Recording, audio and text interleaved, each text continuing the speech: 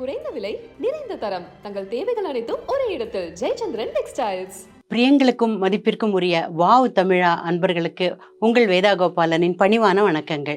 ராசி பலன், அதுலேயும் 2024 வருடத்து ராசி பலன் அப்படின்ற போது மனசில் ஒரு பயமும் தயக்கமும் என்ன ஆகுமோ, எப்படி இருக்குமோ இந்த வருடம் அப்படின்ற ஒரு எண்ணங்களும் கேள்விகளும் உங்கள் மனசில் வரும். மிக்சடாக இருக்குங்க. எல்லா கிரகமும் நமக்கு எதிராகவும் போகலை, எல்லா கிரகமும் நமக்கு சார்பாகவும் இல்லைன்ற போது நம்ம சமாளிச்சிடலாம். கொஞ்சம் பரிகாரங்கள் பண்ணலாம், கொஞ்சம் மனதை தேற்றிக்கலாம், அல்லது அந்த பிரச்சனை வராமல் இருக்க எப்படி காத்துக்கலாம்னு பார்த்துக்கலாம். இந்த வருடம் பார்த்தீங்கன்னா 3 கிரகங்கள் அடுத்தடுத்த நிலையில் இருக்கு. 2024 வருடம் சனி பகவான் கும்பராசிலையும், ராகு பகவான் மீனராசிலையும், மேஷத்தில் குரு பகவானும் இருக்காங்க. கன்னியில் கேத்து இருக்காரு. மேஷத்தில் இருக்கிற குரு பகவான் ஏப்ரல் மாதம் ரிஷபத்துக்கு போக போகிறாரு. அதனால ஒரு ஏப்ரலுக்கு முன் ஏப்ரலுக்கு பின்னு வேணாலும் நம்ம இந்த பலன்களை பிரிச்சுக்கலாம். எப்படி பார்த்தாலும் எந்த வகையிலையும் முழு வருஷத்தில் ஏதான ஒரு பகுதியாவது நம்ம எல்லாருக்குமே நிச்சயமாக நல்லா தான் இருக்க போகிறது. குரு இருக்கிற இடமாவது நல்லாயிருக்கும், பார்க்குற இடமாவது நல்லாயிருக்கும். அதனால் எல்லா ராசிகளுக்குமே இந்த 2024 நல்லா தான் இருக்க போகிறது. நம்ம ராசிக்கு எப்படி இருக்குன்னு இப்போ பார்ப்போம். தனுசு ராசிக்கு 2024 வருஷம் எப்படி இருக்க போகிறது அப்படின்னு கேட்டிங்கன்னா, ரொம்ப பிரமாதமாக இருக்க போகுது. உங்களுக்கே காரணம் தெரியும். சமீபத்தில் நீங்கள் உங்களுடைய 7.5 சனிலேருந்து வெளியே வந்துட்டீங்க. முழுக்க முழுக்க ஒரு ரிலாக்ஸ்டாக, ரிலீவ்டாக, ஒரு கூண்டுலேருந்து திறந்து விட்ட ஒரு பறவை மாதிரி ஒரு ஜாலி ஃபீலிங் வந்திருக்கும். பல பிரச்சனைகள் படப்படன்னு தானே முடிஞ்சிருக்கும். எவ்வளோ பயந்தீங்க ஒரு வீடு காலி பண்ணுற விஷயத்துலையா இருக்கட்டும், இல்லை உங்களோட வீட்டை டெனண்ட் காலி பண்ணுறதா இருக்கட்டும், வீடு வாங்குறதா இருக்கட்டும், இஎம்ஐ கட்டுறதுலையா இருக்கட்டும், லோன் விஷயத்துலையா இருக்கட்டும், இல்லை யாராவது தேவையில்லாத நபர்கள் உங்களை இந்த நார்மல் பிளாக்மெயில், இமோஷனல் பிளாக்மெயில் இதெல்லாம் செய்கிற போது அவங்கள டேக்கிள் பண்ணதாகட்டும், எவ்வளோ கவலைகள், கஷ்டங்கள், பயங்கள்ல இருந்தீங்க. அப்புறம் நீங்கள் என்றைக்கோ சாதாரணமாக பேசின ஒரு வார்த்தை உங்களை நோக்கி திரும்பி வந்து, அன்றைக்கி அவங்கள்ட்ட என்னை பற்றி அப்படி சொன்னியா, நீ அப்படி பேசினியா, நீ இப்படிலாம் பப்ளிக் பிளேஸில் பிஹேவ் பண்ணியா அப்படின்னு எவ்வளோ பனிஷ்மெண்ட் வருமோ, என்ன மாதிரி கஷ்டம் வருமோன்னு டென்ஷன்லாம் அப்படியே உங்களை சூழ்ந்து இருந்த நிலையிலேருந்து முழுக்க வெளியே வந்துட்டீங்க. ரொம்ப 7.5 வருஷ கஷ்டத்துலேருந்து நீங்கள் வெளியே வந்திருக்கீங்க. வேறு என்னங்க வேணும்? தனுசு ராசிக்கு இதை விட என்ன பெரிய சந்தோஷம் வேணும்? உங்களுடைய என்ன ஒன்று தெரியுமா, சில பேர்கிட்ட சில விஷயங்களில் நீங்கள் கடுமை காட்டிகிட்டு இருக்கீங்க. எஸ்பெஷலி உங்களுடைய சகோதர சகோதரிகள் உங்களுக்கு நிச்சயம் நன்மை தான் செய்திருப்பாங்க, இல்லை சொல்லியிருப்பாங்க. நன்மை செய்தவங்களுக்கு நன்றி பாராட்டலை, நல்லது சொன்னவங்கள்ட்ட நீங்கள் இது பண்ணலை, அவங்களுக்கு ஹெல்ப் பண்ணலை. உங்கள் கஷ்டத்தில் இருந்த போய் நீங்கள் ஹெல்ப் பண்ணாமல் விட்டீங்க. நீங்கள் அதுக்கும் ஃபீல் தான் பண்ணுவீங்க. ஏன்னா உங்களுடைய டைம் அப்படி இருந்தது.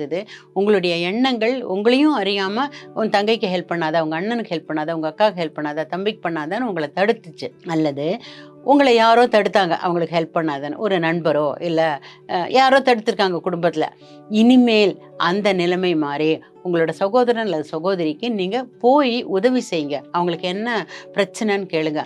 எதுவுமே பிரச்சனை இல்லைனாலும் அன்பா, ஆசையா, அனுசரணையா 4 இடம் அவங்களோட போங்க. அவங்க வீட்டுக்கு நீங்கள் போங்க. இல்லை நீங்கள் எல்லாம் ஒரே வீட்டில் வளர்றவங்கன்னாக்க அவங்கள்ட்ட கொஞ்சம் கருணையாக நடந்துக்குங்க. ஆரம்பிப்பீங்க. அது இனிமே தான் வரப்போகிறது கொஞ்சம் கொஞ்சமாக. அவங்களும் உங்களுடைய சகோதரன் அல்லது சகோதரிக்கு இத்தனை நாள் வேலை கிடைக்காமல் இருந்த ஒருத்தருக்கு இப்போ வேலை கிடைச்சிருக்க போகிறது. அதனால அவங்களுக்கு சந்தோஷம் வரும் வாழ்க்கையில். உடனே அவங்கள பார்த்து பொறாமையும் பட வேண்டாம், பாராட்டாமல் ஒதுங்கவும் வேண்டாம். சந்தோஷமாக தோளில் கை போட்டு கங்க்ராச்சுலேஷன்ஸ் சொல்லுங்கள். ஏன்னா இதே சகோதரன் அல்லது சகோதரி உங்களுக்கு பிற்காலத்தில் பெரிய அளவில் நன்மை செய்ய போகிறாங்க. நாம் குடும்பத்தில் இருக்கிறவங்கள்ட்டலாம் பிற்காலத்தில் நன்மை வரும், அதுக்காக நான் இன்னைக்கு செய்கிறேன்னு யாரும் செய்ய போகிறது இல்லைங்க. தன்னிச்சையாக ஒரு குடும்பம்னாலே என்ன, ஒருத்தருக்கு ஒருத்தர் அனுசரணையாக இருக்கிறது தானே அப்படின்னு போவீங்க. அடுத்தது உங்களுக்கு புதுசாக வண்டி வாங்க போகிறீங்க. ஃபாரின் மேக் வண்டி ஒன்று வாங்க போகிறீங்க. அது உங்களுக்கு ஒருவேளை ரொம்ப நாளாக நீங்கள் ட்ரீம் பண்ணிட்டு இருந்த ஒரு வண்டியாக இருக்கலாம். அல்லது சமீபத்தில் ஒரு டெம்டேஷன் உங்களுக்கு வந்திருக்கும், இந்த வண்டி நம்ம வாங்கினா ஓட்டினா இவ்வளோ நல்லா இருக்கும், இதெல்லாம் நமக்கு எங்கே கிடைக்க போகிறது அப்படின்னு ஒரு ஒரு இதில் இருந்தீங்க, ஒரு டிட்டாச்சாக இருந்தீங்க.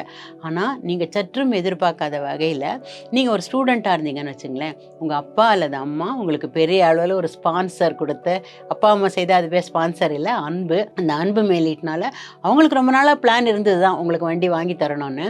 உங்கள் 7.5 சனி அதை தடுத்துட்டு இருந்தது. இப்போ உங்களுக்கு உங்களுடைய மிகவும் ஆசைப்பட்ட அருமையான வாகனம் ஒன்று கிடைக்கும். 1. 2வது, இல்லைங்க என்கிட்ட ஏற்கனவே நல்ல வாகனம் ஒன்று இருக்கே, நான் ஏன் புதுசாக வாங்க போகிறேன் அப்படின்னு நீங்கள் நினச்சிங்கன்னா, அது பழுது இல்லாமல் பிரச்சனை இல்லாமல் ஒரு முகப்பொலிவோட அருமையாக உங்களுக்கு ஓட போகிறது. ஒரு வேளை நீங்கள் பிஸ்னஸ் எதுவும் செய்கிறவர், அதுலேயும் ஃபாரின் பேஸ்டு பிஸ்னஸாக இருக்கிறவர்னா, உங்களுடைய வண்டி அல்லது வாகனம் உங்கள் பிஸ்னஸ்க்கோ இல்லை உங்கள் ஜாபுக்கோ பெரிய அளவில் உதவி செய்து அது மூலமாக நன்மையும் லாபமும் கட்டாயம் கிடைக்கும். நீங்கள் வந்து கல்யாணம் ஆயிட்டு ரொம்ப 4 வருஷமாவோ 3 வருஷமாவோ குழந்தை இல்லாமல் நீங்கள் ஏங்கிட்டு இருந்தீங்க. உங்கள் ராசியில் சில பேர் அந்த மாதிரியான ஒரு வருத்தம் இருந்தது. நீங்கள் கஷ்டப்பட்டீங்களோ, வருத்தப்பட்டீங்களோ, வேதனைப்பட்டீங்களோ, உங்கள் வீட்டில் உள்ளவங்கள உங்களை டார்ச்சர் பண்ணியிருப்பாங்க. வீட்டில் உள்ளவங்க கேட்கலைனாலும் வெளியிலேருந்து பயங்கர ஃபோர்ஸு, என்ன இவ்வளோ நாள் ஆச்சு ஒன்றும் இல்லையா அப்படின்னு ஃப்ரெண்ட்ஸோ ரிலேட்டிவ்ஸோ நூலாக வச்சுருப்பாங்க அவங்கள. இப்போது இந்த வருஷம் எல்லா வாயும் அடைக்க போகிறாங்க. அருமையாக உங்களுக்கு இந்த குழந்தை வாய்ப்பு, எய்தர் நீங்கள் ஒரு பெண்ணானா நீங்கள் கன்சீவ் ஆவீங்க, நீங்கள் ஒரு ஆணானா உங்கள் மனைவி கன்சீவ் ஆக போகிறாங்க. அதனால் வந்து ஒரு சந்தோஷமான டேர்னிங், வீட்டில் ஒரு குதூகலமான சூழ்நிலை ஒன்று நிலவ போகிறது. அது வந்து என்ன ஆகும்னா, சிலது என்ன ஆகும்னா இந்த வருடம் எதிர்பார்த்து ஏமாறுறது, கொஞ்சம் கிட்ட வருது வராமல் போகிறது அப்படிலாம் நிகழ்ந்தாலும் ஃபைனலி நல்லபடியாக முடியும். டிலேட் பட் நாட் டினைட் அப்படின்னு ஆங்கிலத்தில் ஒரு சொலவடை சொல்லுவாங்க.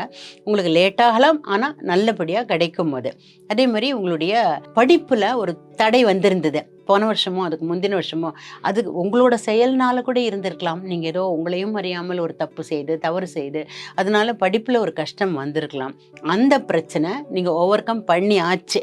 அந்த தடை தாமதம் எல்லாம் விலகி திடீர்னு உங்களுக்கு வா திருப்பியும் கம்ப்ளீட் பண்ணிட்டு போ அப்படின்னு உங்களுடைய கல்வி நிறுவனமே உங்களை கூப்பிட்டு உங்களை மேற்கொண்டு உங்களுக்கு நல்ல சர்டிஃபிகேட் ஒன்று கிடைக்கிறதுக்கான வழி பண்ணிடும். எய்தர் ஃபாரின் எஜுகேஷன், அதில் ஒரு நன்மை கிடைக்கும். ரொம்ப நாளாக மேற்படிப்புக்காக ஃபாரின் போகணும்னு நினச்சவங்களுக்கு அது நடக்கும். அல்லது வெளியூர் அல்லது இந்தியாக்குள்ளேயே நீங்கள் இருக்கிற கண்ட்ரிக்குள்ளேயே போய் இந்தியா, நீங்கள் ஒருவேளை அமெரிக்காவில் இருக்கிறதா இருந்தால் அங்கேயோ ஆஸ்திரேலியா எந்த ஊரில் நீங்கள் இருக்கீங்களோ அந்த நாட்டுக்குள்ளேயே உங்களுக்கு ஒரு பெரிய கல்வி முன்னேற்றம் ஒன்று கிடைக்கும். இன்னொன்று கூட நடக்க சான்ஸ் இருக்குங்க.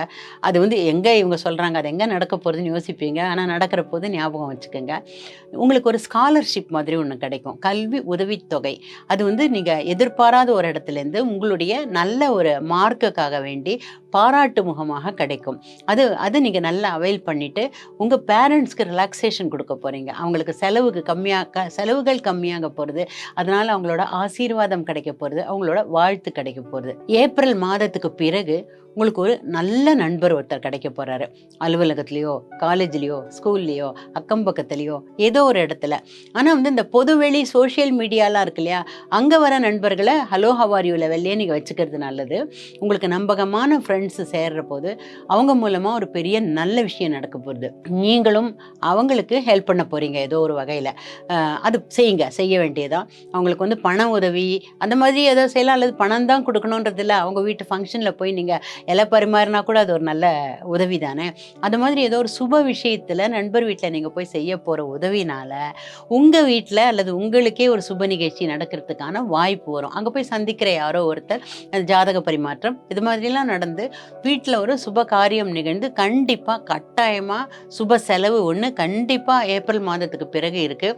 இது வந்து உங்களுடைய முயற்சினாலேயே உங்களுடைய நண்பர்களோட உதவினாலேயே கட்டாயமாக கிடைக்க போகிறது. அடுத்தது ஒரு புது வேலை ஒன்று தேடணும்னு நினச்சிட்டு இருந்தீங்க, அது எங்கே கிடைச்சப்பாடு, நான் எவ்வளோ இடம் அப்ளை பண்ணேன், எவ்வளோ ட்ரை பண்ணேன், எனக்கு கிடைக்கவே இல்லையே அப்படின்னு தானே சொல்லிட்டு இருந்தீங்க. இப்போ கிடைக்குது பாருங்கள், ரொம்ப நல்ல வேலை கிடைக்கும். வெளிநாடு பேஸ்டான ஒரு வேலையோ உத்தியோகமோ அல்லது வெளிநாட்டிலேயே உத்தியோகமோ கிடைக்க வாய்ப்பு இருக்குது. அதுவும் எப்படின்னாக்கா ஏஷியன் கண்ட்ரிஸ் இருக்கு இல்லையா, மலேசியா, சிங்கப்பூர், இந்த மாதிரி துபாய் மாதிரி நாடுகள், இந்தோனேஷியா அந்த மாதிரி ஊர்களில் உங்களுக்கு ஒரு நல்ல, சைனா அந்த மாதிரி ஜப்பான் அந்த மாதிரி ஊர்களில் அருமையான ஆஃபர் ஒன்று உங்களுக்கு கிடைக்க போகிறது. அந்த ஆஃபர்னால உங்களுக்கு மனம் மகிழும்படியான வெரி குட் பேக்கேஜ் ஒன்று கிடைக்கும். நீங்கள் கனவுலையும் நினச்சிருக்க மாட்டீங்க, ஆனால் முயற்சி பண்ணிட்டு தான் இருந்தீங்க. எத்தனையோ வருஷமாக செய்த முயற்சி, என்றைக்கோ செய்த முயற்சி, அநேகமாக அது ஒரு நல்ல நண்பர் மூலமாக கை கூடுறதுக்கு கூட வாய்ப்பு இருக்குது உங்களுக்கு. அவங்க வந்து இங்கே வா, இத்தனை நாளாக காத்துட்டு இருந்தல, கமான் நான் இந்த நிறுவனத்தில் இருக்கேன், நீ உள்ளே வந்துரு, உனக்கு நல்லது நடக்கும் அப்படின்னு அவங்க உங்களை இழுத்துக்க போகிறாங்க. சில கலை நுணுக்கமான தொழில் துறையில் நீங்கள் இருந்தீங்கன்னு வச்சுங்களேன், ஒரு டிராயிங் டிராயிங், ஒரு ஒரு சினிமாட்டோகிராஃபி, ஒரு பாட்டு, ஒரு டான்ஸு அல்லது ட்ராமா ஆக்டிங், அந்த மாதிரி ஸ்டேஜ் சிங்கர், அந்த மாதிரி ஏதோ ஒரு விஷயத்தில், அதாவது இந்த மாதிரி வந்து computer graphics, dress designing, interior decoration, அது மாதிரி விஷயங்களில் ஈடுபட்டவராக இருந்தால் இந்த வருடம் உங்களுடைய வருடம்ங்க. அவ்வளோ நல்ல சந்தோஷமான ரிட்டர்ன்ஸ் இருக்கும். 3-4 வகையில் இன்கம்லாம் கிடைக்க போகிறது. அதனால் 2024 தனுசு ராசிக்கு மிக அருமையாக இருக்க போகிறது. Good luck.